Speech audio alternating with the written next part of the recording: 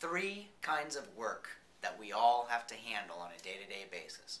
There's the work that we're thinking about, and you'll have that spread around on pieces of paper, whiteboards, in your inbox, maybe even a saved voicemail that reminds you that you need to go work on something.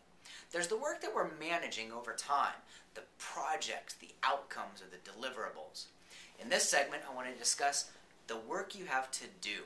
These are the actions or the tasks. You know, when most people talk about their to-do list, what they're really talking about is a combination of all three of those things. In fact, I encourage you, it's really a challenge, take out that to-do list. By the way, if you work out of your inbox in email on a daily basis, if that's the place that you go to remind yourself of what to do, you know, if you ever read an email, close the email, and marked it unread, or put a little flag next to it, if you look at that box, that inbox, or if you look at your to-do list, chances are you'll have a combination of all three of the different kinds of work we have. There'll be things you need to think about, things that you're managing over time, and the actual to-dos. Try this on. Take those inventories, those lists, whatever you call them, take out a fresh piece of paper and start on the top of that piece of paper with single line items of the to-dos that are represented in all of that other work. Who do you need to call? Who do you need to email? What do you need to buy? Who are you waiting for from someone else? What do you need to draft? What do you need to review? What do you need to print? You see, these are the tasks that we're all doing during a day.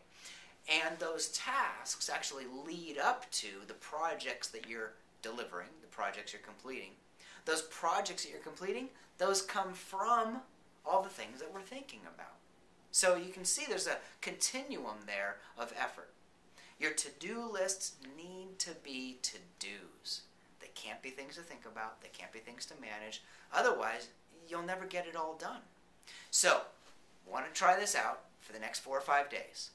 Show up to work with 3 pieces of paper.